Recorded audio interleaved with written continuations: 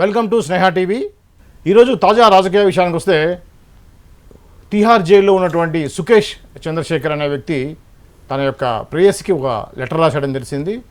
అదేంటి ఆ విషయాలు ఏంటి అనే విషయాన్ని మనం సినీ విశ్లేషకులు అలానే రాజకీయ విశ్లేషకులు అయినటువంటి దాసరి విజయం గారితో మాట్లాడి తెలుసుకునే ప్రయత్నం చేద్దాం. నమస్తే అండి. నమస్తే అండి.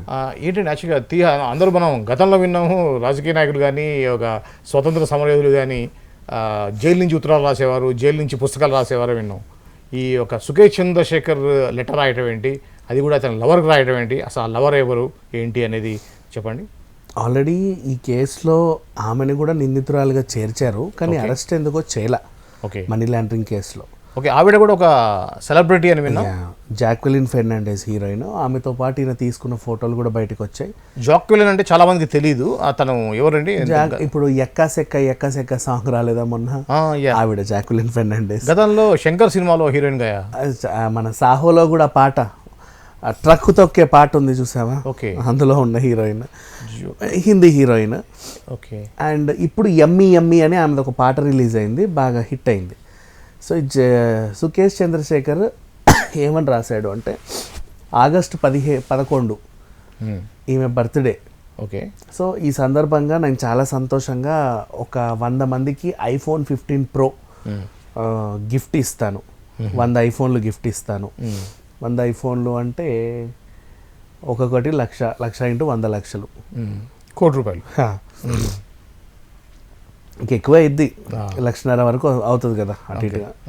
సరే, అదొకటి. నెక్స్ట్ మళ్ళీ ఇంకోటి ఏంటన్నాడు, ఈమెకి యమ్మీ యమ్మీ అనే పాట రీసెంట్గా నేను వీక్షించాను, దానికి చాలా వ్యూస్ వస్తున్నాయి, నాకు చాలా సంతోషంగా ఉంది అన్నాడు. ఇప్పుడు ఇక్కడ అసలు విషయానికి వస్తే, జైల్లో ఉన్న సుకేష్ చంద్రశేఖర్ ఇంటర్నెట్ ఎలా వాడుతున్నాడు, యమ్మీ యమ్మీ పాట ఎప్పుడు చూశాడు, దాని కామెంట్లు ఎప్పుడు చదివి, దాని వ్యూస్ ఇతనికి ఎలా తెలుసు అనేవి క్వశ్చన్ యాక్చువల్గా. ఓకే, చాలా మంది కూడా సుకేష్ చంద్రశేఖర్ లేఖ రాశాడు, లాయర్కి ఇచ్చాడు, ఆయన బహిరంగంగా అందరికీ చూపించాడు, జాక్వెలిన్కి కూడా చూపించాడు అని మాట్లాడుకుంటున్నారు. ఇప్పుడు మనం అనలైజ్ చేస్తే, తీహార్ జైల్లో రాజభోగాలు ఉంటాయి డబ్బులు ఇస్తే అని ఉన్న ఒక చిన్న అభియోగం ఉంది. అది నిజమని తెలియట్లా. అవును, ఇప్పుడు జైలు అధికారులు ఒకవేళ స్పందించి దీని మీద చర్యలు తీసుకుంటే కానీ తెలియదు. గతంలో విన్నాం ఆల్రెడీ, కవిత కానీ వీళ్ళు కానీ, కవిత గురించి కూడా మాట్లాడారు.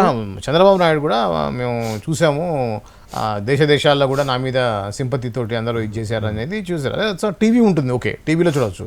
కానీ మీరు అన్నట్టుగా ఎక్కసెక్క అనేది యూట్యూబ్లో చూసాము, వ్యూస్ ఎక్కువ వచ్చాయి. సో వాటి గురించి మాట్లాడాలంటే మాత్రం న్యూస్ తెలియాలంటే యూట్యూబే చూడాలి, యూట్యూబ్ చూడాలంటే ఇంటర్నెట్లోకే రావాలి. అవును, లేదా నీ రూమ్లో ఉన్న టీవీ ఆండ్రాయిడ్ టీవీ అయి ఉండాలి, దానికి ఇంటర్నెట్ సౌకర్యం ఉండాలి. నీకు ఇంటర్నెట్ సౌకర్యం ఉంది అంటే బయటికి నువ్వు ఏమైనా యథేచ్ఛగా చెప్పుకోవచ్చు. You can download WhatsApp, you can do lot of things, ఎన్నైనా చేయొచ్చు. మెయిల్ చేయొచ్చు నువ్వు ప్రతి ఒక్కరికి, ఉత్తరం రాయాల్సిన అవసరమే లేదు.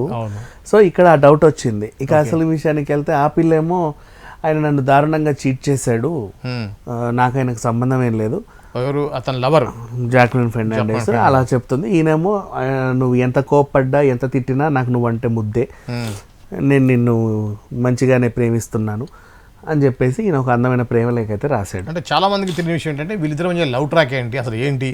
గతంలో కూడా మనం విన్నాం, జాక్వెలిన్ ఖరీదైనటువంటి బహుమతులు ఇచ్చాడు అనే విషయం మీద కొంత జరిగి, ఆమె బర్త్డేకే 100 మంది అనామకులకి ఐఫోన్లు ఇస్తుంటే మరి ఆమెకి ఎంత ఇవ్వచ్చు అంత అపురూపంగా, అంతే కదా. బోల్డని గిఫ్ట్లు ఇచ్చిన మాట వాస్తవమే, ఆమె తీసుకున్న మాట వాస్తవమే.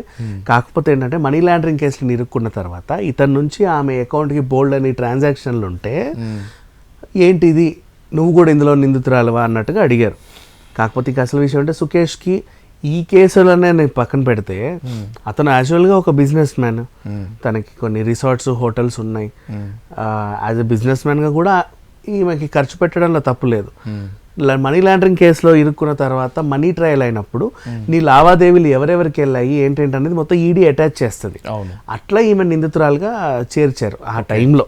ఓకే, సో వీళ్ళిద్దరు ప్రజెంట్ దూరంగానే ఉన్నారు, ఎందుకంటే వాడు ఎట్లా జైల్లో ఉన్నాడు కాబట్టి మనకి ఈ అమ్మాయి సినిమాలు ఏదో చేసుకుంటూ ఆనందంగా గడిపేస్తుంది.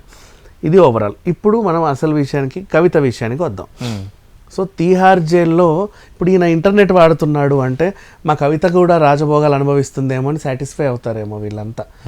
యాక్చువల్గా జైల్లో మగవాళ్ళ సంగతి పక్కన పెడితే మహిళా ఖైదీలకి కొంచెం ఇబ్బందికరమైన వాతావరణమే ఉంటుంది. ఎందుకంటే మహిళలకి నిజంగా అంటే వాళ్ళకి ఇప్పుడు స్నానాలు చేయాలన్నా లేకపోతే ఇంకెక్కడికైనా ఇలా డ్రెస్సులు మార్చుకోవడం చాలా ఇబ్బంది.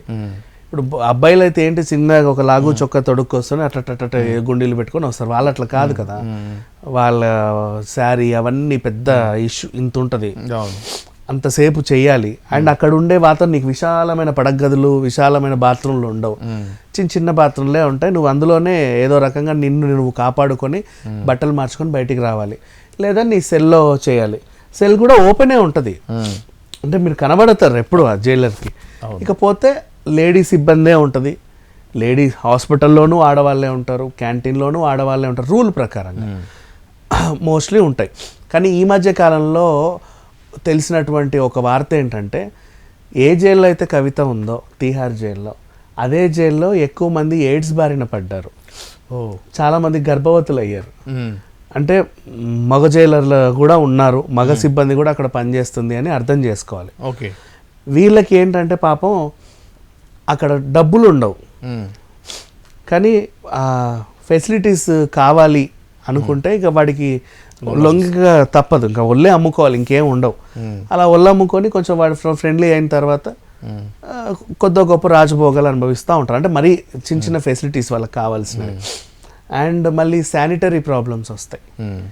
ఇప్పుడు వాళ్ళు ఇవ్వరు కదా, వీళ్ళకున్న ఒకవేళ ప్రొవైడ్ చేసినా ఒకటో రెండో ఒక నాసిరకంగా ఏదో ఇస్తారేమో, కానీ శానిటరీ ప్రాబ్లమ్స్ కూడా చాలా ఉంటాయి. ఇట్లా లేడీస్ అయితే నిజంగా నరకం అయితే అనుభవిస్తారు జైల్లో 100%. అండ్ చాలా మందికి జుట్టుకు రంగేసుకునే అలవాటు ఉంటుంది, అద్దంలో చూసుకోలేరు. జైల్లో ఉంటే అట్లాంటి ఫెసిలిటీ ఒకటి ఇక్కడ నుంచి ఇట్లా తెల్లబడతా ఉంటాయి, ఏదో అయిపోతుంది అని. వాళ్ళు మానసికంగా కుంగిపోతారు, నా అందం పాడైపోతుంది అని. నెక్స్ట్ బాడీ వాషులు, ఫేస్ వాషులు, అందమైన షాంపూలు అలవాటు పడ్డ వాళ్ళు అక్కడ క్యాంటీన్లో ఉండే సబ్బులే కొనుక్కోవాలి, అవే రుద్దుకోవాలి, ఆ పేస్ట్లు అవే వాడాలి. కాస్మెటిక్ ప్రొడక్ట్స్ కూడా లిమిటెడ్గా ఉంటాయి కాబట్టి అవన్నీ రుద్దుకోలేరు. కాబట్టి మెయింటైన్ చేసేవాళ్ళు ఎక్కువ ఇంట్లో డైలీ రొటీన్ మెయింటైన్ చేసేవాళ్ళు ఆ ఒక్క సబ్బుతో కొన్నాళ్ళు బతకడం కష్టమే. అది చాలా నాళ్ళు ఉన్న కొద్దీ వాళ్ళకి స్కిన్ ప్రాబ్లమ్స్ కూడా వస్తూ ఉంటాయి. మళ్ళీ ఇంకోటి ఏంటి, ఇంట్లో ఉంటే అరికాళ్ళకి వాళ్ళు పెడిక్యూర్ చేసుకునేవాళ్ళు, అక్కడ అదే చెప్పులతో మొత్తం నడవాలి కాబట్టి కాళ్ళకి పగుళ్ళు ఏర్పడతాయి, బోలెడని ప్రాబ్లమ్స్ ఉంటాయి వీళ్ళకి. సో ఆ రకంగా ఒంటిపైన గాయాలు అవుతాయి, కాళ్ళకు వాపులు వస్తాయి, ఇట్ హ్యాపెన్స్ అంతే. ఇకపోతే చాలా మంది అనుకుంటారు అబ్బా కవిత ఒక కేసీఆర్ కూతురు కదా బాగా చూసుకుంటారు అని. కానీ ఎవరిని అంటే వాళ్ళు ఎంత బాగా చూసుకున్నా కూడా వీళ్ళకు ఉండాల్సిన ఇబ్బందులు బోల్డ్ అని ఉంటాయి. ఇకపోతే చంద్రబాబు నాయుడు గారు కానీ కేజ్రీవాల్ కానీ బయటకు వచ్చాక చెప్పినటువంటి విషయాలు ఏంటి, జైల్లో నన్ను ఇబ్బంది పెట్టారు, కమౌంట్ కూడా ఇండియన్ కమౌంట్ ఇచ్చారు, నేను కూర్చోలేకపోయాను, టేబుల్ అడిగితే ఇవ్వలేరు, చైర్ అడిగితే ఇవ్వలేదు, పెన్ ఇవ్వలేదు, పేపర్ ఇవ్వలేదు, ఇలాంటి కొన్ని కంప్లైంట్స్ చేశారు. కేజ్రీవాల్ కూడా చెప్పాడు నాకు టైంకి మందులు ఇచ్చేవాళ్ళు కాదు, షుగర్ లెవెల్స్ పెరుగుతున్నా పట్టించుకోలేదు, ఇట్లాంటివన్నీ చెప్పాడు. బాబు గారికి కూడా కొన్ని హెల్త్ ప్రాబ్లమ్స్ ఉంటాయి, స్కిన్ ప్రాబ్లం కూడా ఉంది పాపం ఆయనకి. సో ఉంటాయి, జైలు మాత్రం ఇదే. ఇప్పటికపోతే ఇంతమంది మహానాయకులు అందరూ బయటకు వచ్చి అన్ని కష్టాలు అనుభవించామని చెబుతుంటే ఏది నమ్మాలో ఏది ఎడవాలో అర్థం కావట్లా. సుకేష్ లాంటి వాళ్ళు చాలా సింపుల్గా నీకు సాంగ్ ఎమ్మి ఎమ్మి పాట బాగా హిట్ అయింది, నీకు కంగ్రాచులేషన్స్, బాగా వ్యూస్ వస్తున్నాయి దానికి, నేను చాలా సంతోషంగా ఉంది అని ఒక స్టేట్మెంట్ పాస్ చేశాడు. ఇప్పుడు అది చాలా పెద్ద నింద తీహార్ జైలు పైన పడింది. అంటే తీహార్ జైల్లో ఇంటర్నెట్ వినియోగం చేస్తున్నారు. మరి సుకేష్ ఒకవేళ ఫోన్ కూడా వాడుతున్నాడేమో ఎవరికి తెలియదు, ఆండ్రాయిడ్ ఫోన్ కూడా, లేదా ఆయనకు టీవీ అన్నా ఆండ్రాయిడ్ అయ్యి ఉండాలి, అంతకు మించి వేరే ఫెసిలిటీ అసలు ఉండదు. మరి ఇతను ఎలా చూశాడో అధికారులకే తెలియాలి, వీళ్ళకే తెలియాలి. ఓకే, ఇది అండి ఏదైతే తీహార్ జైల్లో ఉన్నటువంటి ఏదైతే ఢిల్లీ లిక్కర్ కేసు సంబంధించినటువంటి దోషిగా ఉన్నటువంటి ఎవరైతే ఉన్నాడో నిందితుడు సుకేష్ చంద్రశేఖర్ సంబంధించినటువంటి తాజా సమాచారం. అలానే కవిత కూడా ఎలా ఉందనే విషయాన్ని విజ్ఞాన్ గారు చెప్పారు. చూస్తూనే ఉండండి స్నేహ టీవీ.